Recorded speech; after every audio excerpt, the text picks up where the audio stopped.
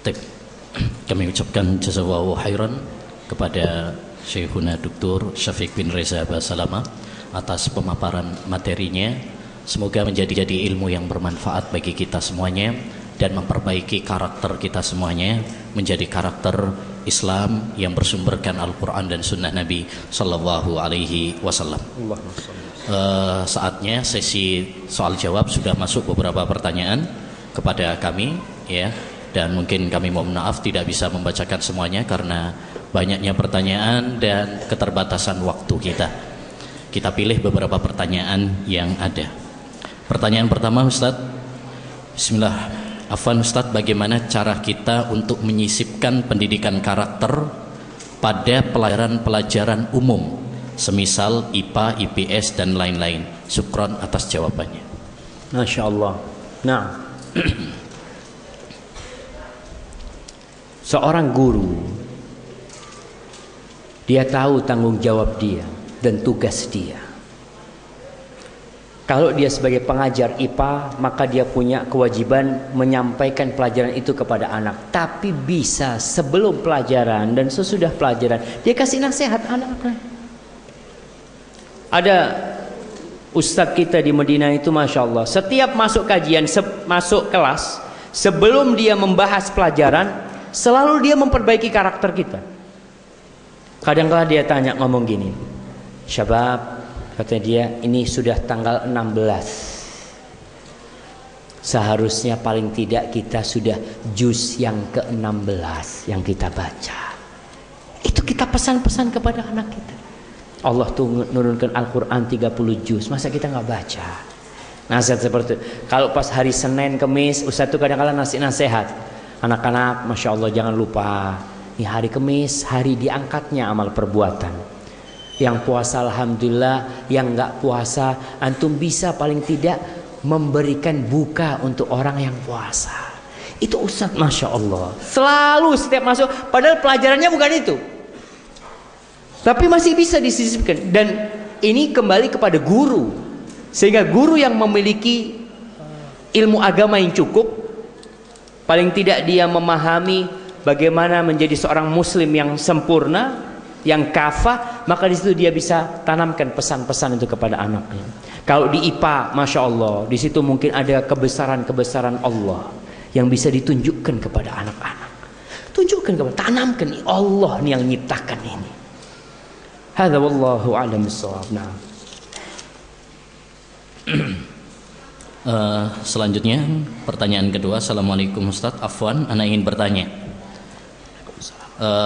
Yang diajarkan oleh Ustadz di pondok adalah lebih utama guru daripada orang tua. Bagaimana kedudukan orang tua atau peran orang tua mengajari anaknya tentang akhlak dan agama dari kecil hingga dewasa? Ini peran orang tua. Iya, subhanallah. Tetap orang tua tidak boleh berlepas tangan ketika memasukkan anaknya ke pesantren. Dia perlu mengkaji tentang anaknya. Dan alhamdulillah sekarang sudah ada pandangan yang berbeda. Di masa ana dulu, waktu di pondok, pondok itu rata-rata isinya anak nakal semuanya. Kita punya sohib itu nggak sholat, sampai kita punya sohib itu minum. Na'udzubillah minum di pesantren. Karena orang tua biasanya kalau anaknya nggak benar dititipkan ke pesantren dan menjadi, Masya Allah, antum di sini karena nakal apa karena pinter? Insya Allah karena pinter, Insya Allah. Mudah-mudahan dia mah. Ada orang tua gitu nakut-nakutin anaknya. Kalau nakal aku pondokkan. Iya Pak, enggak Pak, aku jadi baik. Insya Allah. Akhirnya sohib kita itu semua pada nggak benar. Dan ini kesalahan orang tua. Dia pikir pesantren itu bengkel. Antum lihat bengkel, ada motor bagus ya Mak. Ada motor yang rusak ininya, yang itu rusaknya. Akhirnya tukang bengkelnya suruh perbaiki. Tapi tukang bengkel tetap minta orang tua, Mas, yang rusak ininya sampean belikan, saya pasangkan. Ini hubungan ustadz pesantren dengan orang tua. Ustadz ngasih tahu, anak bapak itu kayak gini nih, tolong diperbaikin. Ada masukan buat orang tua, dan orang tua harus proaktif. Tanya sama ustadznya, datang sama ustadznya, sama mamanya. Di sini ada musyrif, Ustaz ya. Yeah. Ada musyrif asrama, datang. Pak Ustadz, anak kepingin tanya gimana anak-anak. Dikasih penjelasan, anak bapak itu kayak gini, kayak gini, kayak gini, kayak gini. Anak sudah berusaha tadi belum bisa. Bapak mudah-mudahan bisa. Ini yang harus dilakukan. Jangan orang tua angkat tangan dan doa, orang tua doakan terus anaknya. Kemudian anak ini perlu pendidikan akhirat dia. Sekali-kali anaknya dibawa ziarah kubur jamaah. Iya. Perlu anak itu diajak ziarah kubur. Nih nak, ini kuburan mbahmu. Salam. Assalamualaikum, doakan mbahmu. Diajarin. Supaya dia itu tumbuh bahwasanya hidup ini bukan hanya di dunia. Kita akan mati. Maka orang tua memiliki peran yang besar. Dan kalau ada masalah apa di rumah, sampaikan ke orang tua, sampaikan ke guru. Jadi hubungan pesantren sama wali murid ini sangat bagus sekali. Kadang jangan sampai juga pesantren kadangkala anaknya udah nggak bener baru laporan sama orang tua. Orang tua jangan nyalahkan gurunya. Ustadz, kadangkala guru itu sibuk. Orang tua ngurusin 2 anak aja nggak bener. Apalagi guru ngurusin 20 anak. Kadangkala berat dia di situ, tapi lingkungan mungkin yang mendukung dia untuk jadi lebih baik. Jadi hubungannya harus proaktif ya, bersama pesantren, bersama ustadz-ustadz yang ada, ya saling memberikan masukan. Ustadz juga manusia. Kadangkala anak kita itu laporan sama orang tua. Pak, ustadzku tuh kayak gini, kayak gitu macam-macam. Luruskan anaknya. Nah, itu ustadzmu, kau harus hormati dan hargai dia. Kalau ustadz sudah nggak dihormatin, sampai dikatakan inna tabiba wal muallima kilahuma la yansahani idza huma lam yukrama. Sesungguhnya guru dan dokter kalau nggak dihargain maka dia nggak akan ngasih nasihat sama kita. Kalau sudah anak kita tidak menghargai gurunya, ya guru nggak ada butuh sama kita. Maka ajarkan kepada anak kita untuk menghargai guru. Hargai gurumu nak. Bapak titip engkau ke sana. Kalau memang ada yang kau nggak sukai dari gurumu, kau bisa laporkan ke ustadz yang lain, mama yang atasan, apa kayak gini benar, nggak apa-apa untuk memperbaiki. Tapi yang jelas anak itu harus menghargai tenaga pendidiknya. Kalau tidak, sulit sudah akan diperbaiki akhlaknya. Hadza wallahu a'lam bishawab. Baik. Pertanyaan selanjutnya. Assalamualaikum warahmatullahi wabarakatuh. Ustadz yang saya cintai karena Allah Subhanahu wa taala, mohon nasihat antum berkaitan dengan slogan revolusi mental yang katanya untuk perbaikan karakter bangsa. Jazakumullahu khair. Nah, berkaitan dengan slogan yang diluncurkan oleh Bapak Presiden kita, masalah revolusi mental itu hanya penamaan belaka jamaah ya.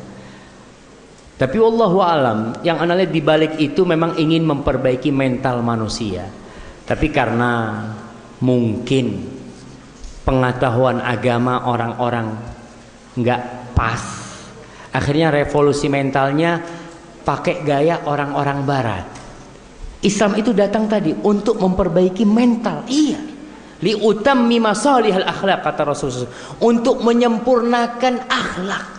Jadi mental manusia yang dulunya dia mental umpamanya ya yang tidak suka membantu orang diperbaiki. Tapi istilahnya itu nggak tahu kalau bahasa Arabnya apa itu. Ats-tsaurah ar-ruhiyah wala apa bahasa mereka. Tapi yang jelas Islam datang untuk memperbaiki akhlak manusia. Adapun nama-nama yang ditebarkan itu entah itu slogan dari mana. Kita tidak bisa menghukumi sebuah slogan sampai kita jelas ini slogan milik siapa umpamanya. Kalau ternyata ini slogan buat orang-orang yang non-Islam, ya kita jangan pakai. Kita pakai slogan yang lebih Islami karena kita umat Islam. Hadza wallahu a'lam bishawab. Nah, baik, pertanyaan selanjutnya. Ustaz tadi menyampaikan ucapan penyair, negara yang baik tergantung pada akhlaknya. Bagaimana dengan negara-negara yang mayoritas kafir seperti Amerika, Inggris dan negara Eropa lainnya? Kenapa mereka lebih maju dalam segala bidang? Apakah akhlak mereka lebih bagus daripada negara-negara muslim lainnya? Nah, Masya Allah. Ya, pertanyaan yang sangat bagus sekali. Kita lihat negara-negara itu kok bisa maju. Ya karena akhlak. Kita bicara akhlak hubungan dengan manusia. Secara umum di tempat itu ada sebuah inti akhlak. Inti akhlak mulia itu ada beberapa. Yang pertama adalah adil. Yang kedua kebijaksanaan. Yang ketiga keberanian. Yang keempat adalah kedermawanan. Ketika negeri-negeri itu berpegang teguh dengan pokok-pokok akhlak ini, mereka dermawan. Umpamanya orang-orang yang nggak mampu disantuni, ada jaminan kesehatan buat mereka. Kemudian adil. Nah, dari sisi keadilan mungkin di negara itu hak anak-anak itu tidak diambil orang. Sampai kemarin ada teman ngomong dia ngurusin anak yatim. Dia punya harta besar di Amerika. Tapi kata si pengacaranya, Ustadz, untuk yang di Amerika anak insya Allah aman, Ustadz. Karena di sana itu dihargain, hak orang itu dihargain. Beberapa ya kita bicarakan. Kalau berkaitan dengan akhlak mereka kepada Allah Subhanahu wa taala jangan ditanya. Mereka adalah orang musyrik, orang kafir yang tentunya pada hari akhir nanti tempat mereka adalah neraka apabila mati dalam kekufuran mereka. Tapi orang yang berbuat baik di dunia, Allah kasih balasan di dunia. Allah kasih. Jadi orang kafir berbuat baik di dunia, orang kafir membantu orang lain, orang kafir yang adil, Allah kasih balasannya di dunia. Dan mungkin yang kita lihat di negara-negara mereka. Antum lihat di negara mereka jamaah, aturannya, mereka nggak bener lah aturan-aturan. Tapi salah satu model rokok. Apa bisa di Amerika anak SD beli rokok? Bisa? Nggak bisa. Apa bisa anak SMP beli rokok? Nggak bisa. Anak SMA nggak bisa. Umur berapa baru bisa beli rokok? 18 tahun. Di negeri kita, Masya Allah, anak kecil sama umbelnya tuku rokok bisa beli.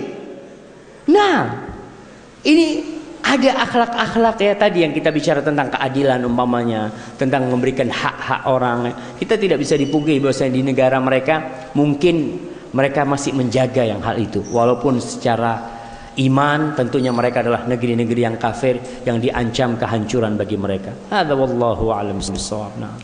Baik, ini pertanyaan khusus Ustaz. Ustaz, apa yang orang tua antum ajarkan kepada antum sehingga antum menjadi ustadz kayak sekarang? Apakah dididik dengan cara tegas, keras, atau sebaliknya? Masya Allah jemaah. Ana itu na'udzubillah min kalimati ana ya. Orang tua memiliki peran yang besar. Abah ana itu tidak suka ana masuk pesantren dulu. Dia nggak suka. Bahkan paman-paman ana itu marah ketika ana masuk pesantren. Dia mengatakan, arep dadi opo di pondok engko. Iya, masih orang-orang pemikiran duniawi yang dia pikirkan mau jadi apa? Mulai paling sarungan. Sampai seperti itu mereka orang tua itu. Tapi karena ibu ana hafizahullah wa yashfiha ya. Ibu ana termasuk yang sering mendoakan kebaikan buat ana.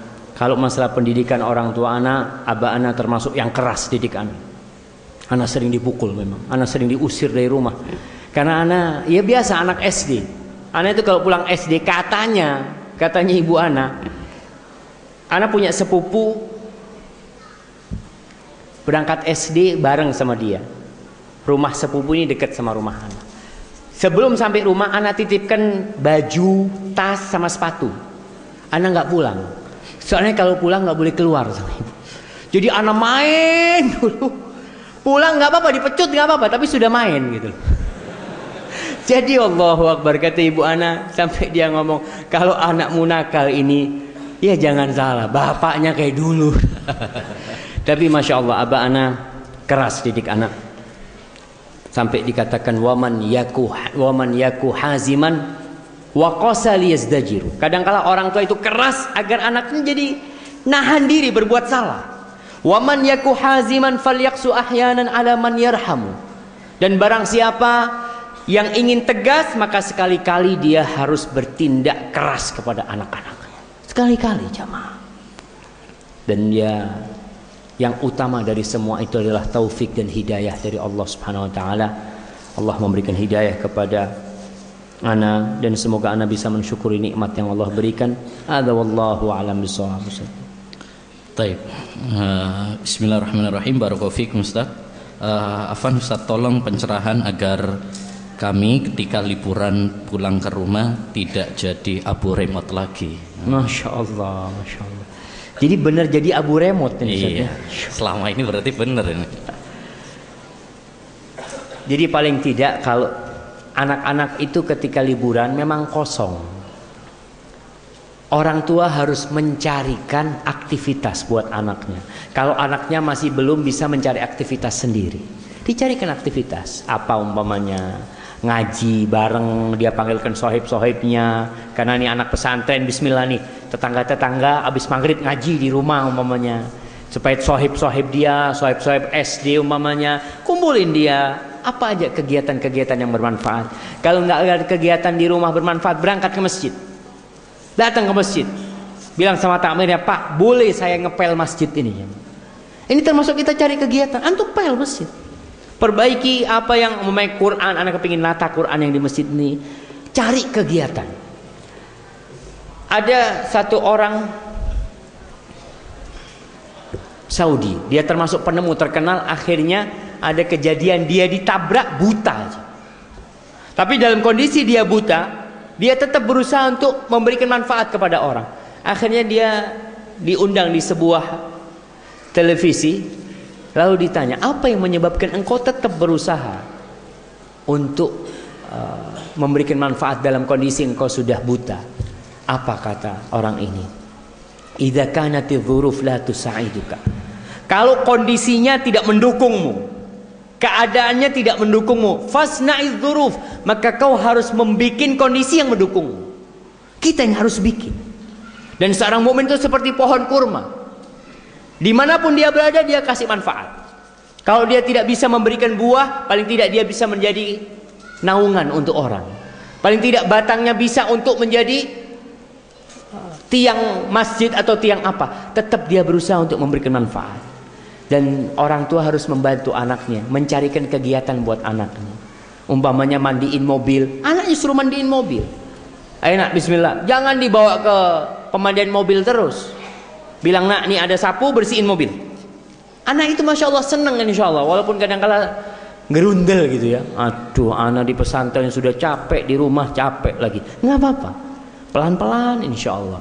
Dan sambil doa, mudah-mudahan Allah kasih hidayah kepada kita dan anak-anak kita. Hadza wallahu a'lam bissawab. Baik, selanjutnya Ustaz, bagaimana akhlak seorang muslim dalam menghadapi masyarakat yang membenci dakwah sunnah? Masya Allah, Masya Allah.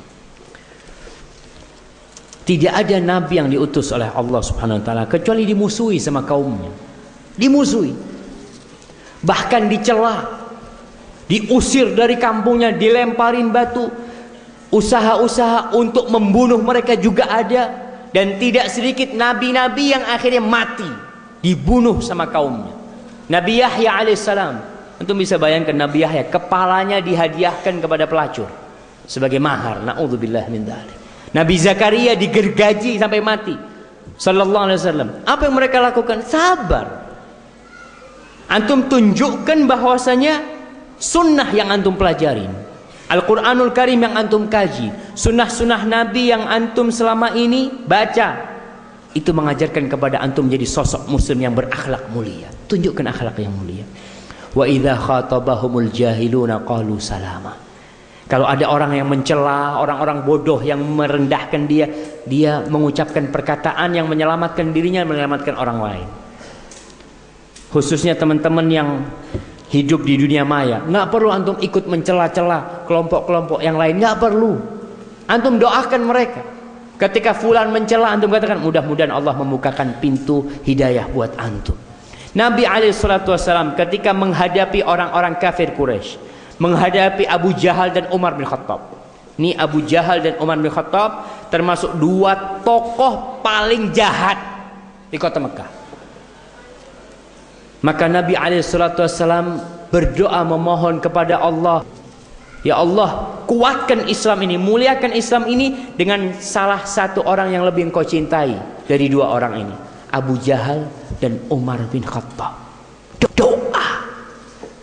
Karena nggak ada guna kita mencela, nggak ada guna kita mau menantang. Nggak, sudahlah, antum doakan dengan sabar, tunjukkan akhlak antum. Allah berfirman tentang bagaimana kita menghadapi manusia-manusia yang menyakiti kita. Kalau menghadapi setan ya sudah, a'udzubillahi minasyaitonirrajim, enggak ada cara lain. Tapi kalau menghadapi orang yang berbuat buruk kepada kita, Allah katakan idfa' billati hiya ahsan. Balaslah dengan yang lebih baik. Yang lebih baik, bukan sama. Billati hiya ahsan. Fa idzal ladzi bainaka wa bainahu adawatun ka'annahu waliyyun hamim. Sehingga dengan cara seperti itu, permusuhan yang terjadi antara engkau dengan dia berubah nantinya. Engkau menjadi seakan-akan teman baik. Fulan yang dulunya memusuhi, Masya Allah. Anak ingat di Cikarang ada teman cerita, anak ketemu sama Fulan. Fulan ini preman paling besar di sana, paling memusuhi. Bahkan dia yang menggagalkan dakwah kita. Masjid nggak boleh kita kajian gara-gara dia. Tapi ketika dia dapat hidayah, Masya Allah, semua dia bantu. Dan dia ngomong harus balik ke masjid ini karena anak dulu yang gagalkan, kata dia. Akhirnya balik ke tempat itu.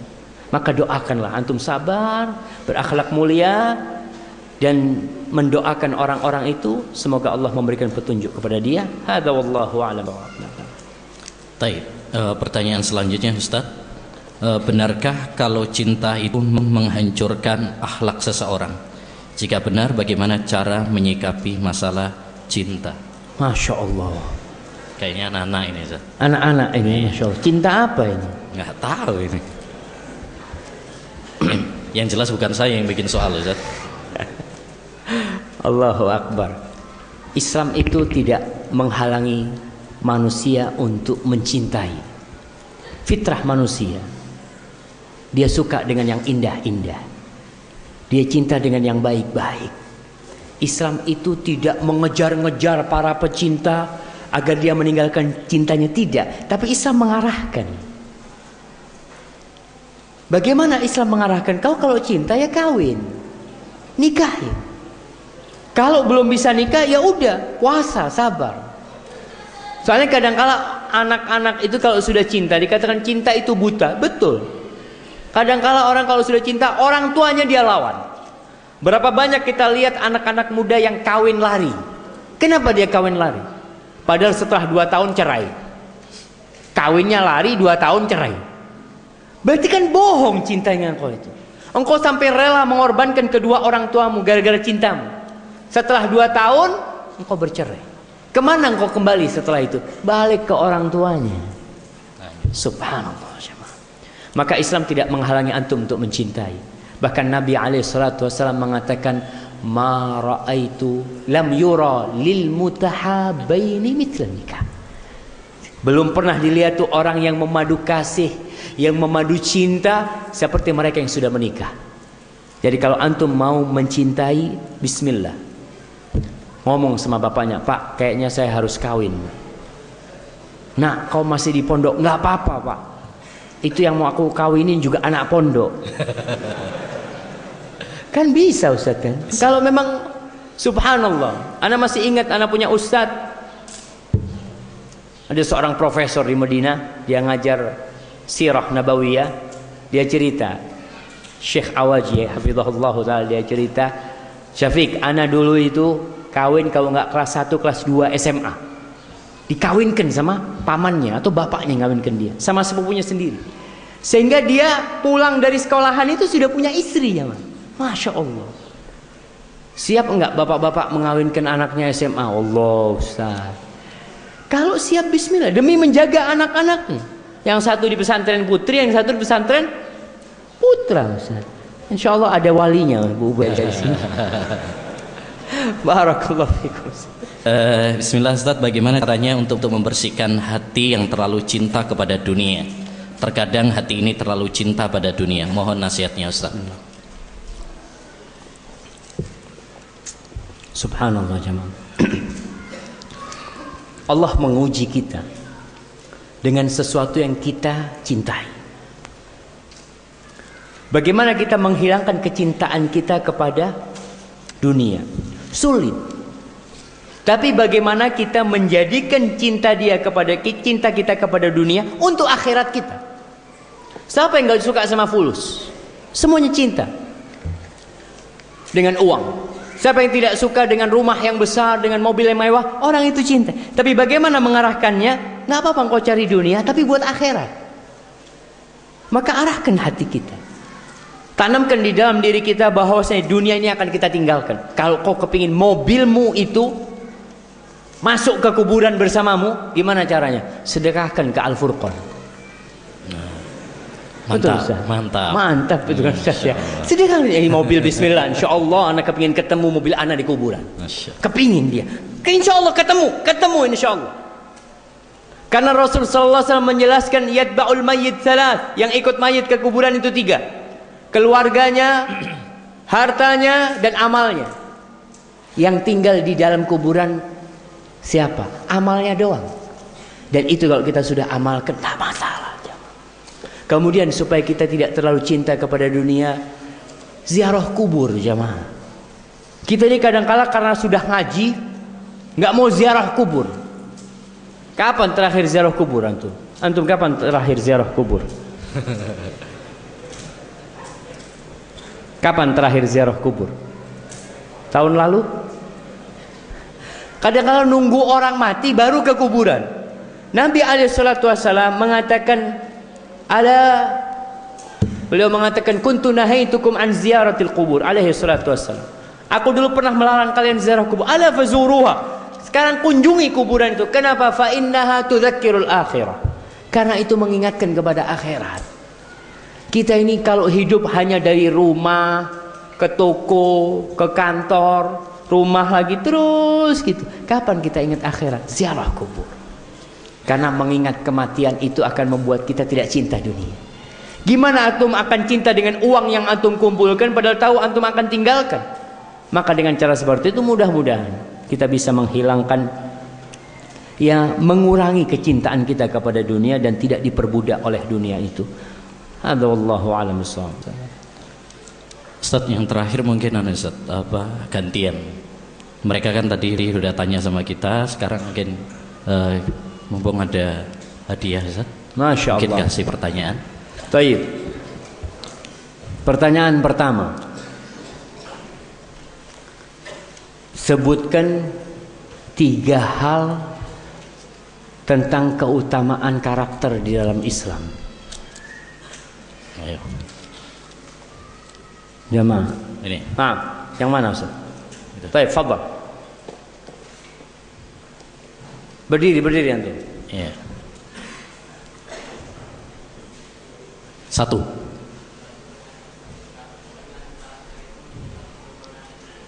Nah, kesempurnaan iman seorang hamba akan nampak dari akhlak dan karakternya. Baik, yang kedua. Yang paling berat di timbangan di akhirat adalah akhlak yang mulia. Nah, yang ketiga.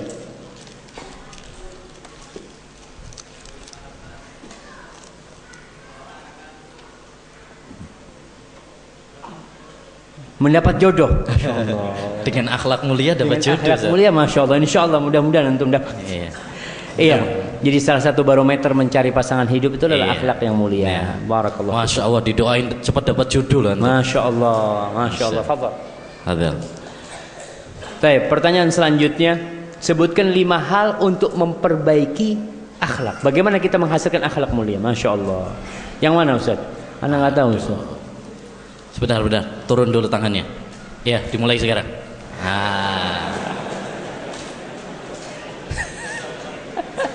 Yang mana Ustaz? Hadal ini, ya, yang tengah. Antum, ya. Nah, Ya. yang pertama berdoa. Nah. Yang kedua dengan menuntut ilmu. Iya, dengan profesi ngembala kambing ya.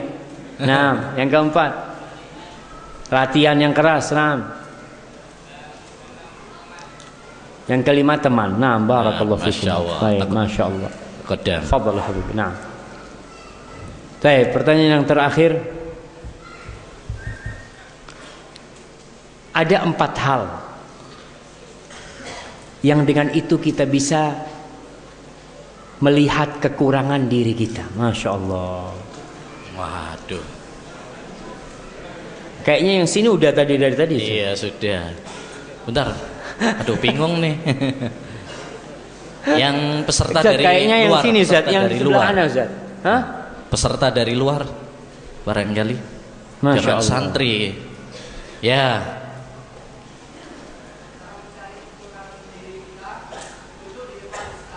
Duduk di depan Ustaz. Duduk di depan Ustaz kayak sekarang ini. Ngapain duduk di depan Ustaz? Naam, tayyib. Naam.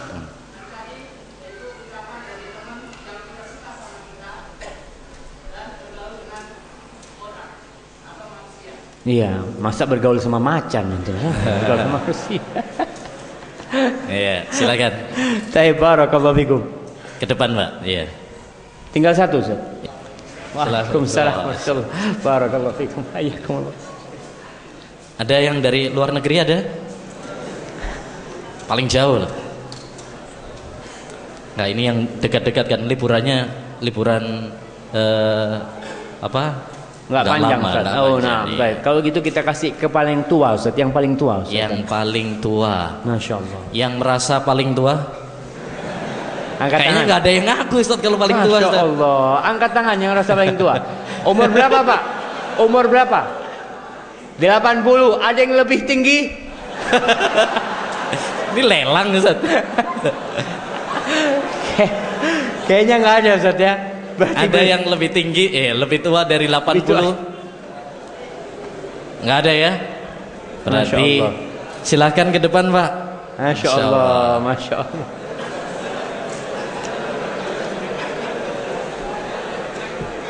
Nah. Masya Allah. Dari mana, Pak?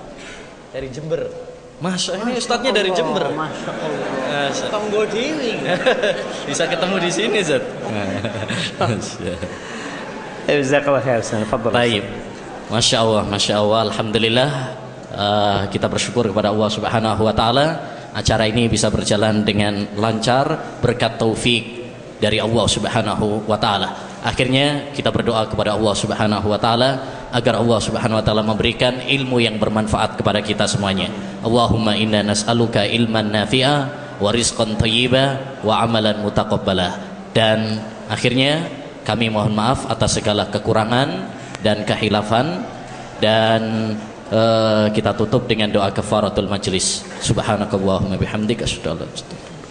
Assalamualaikum warahmatullahi wabarakatuh.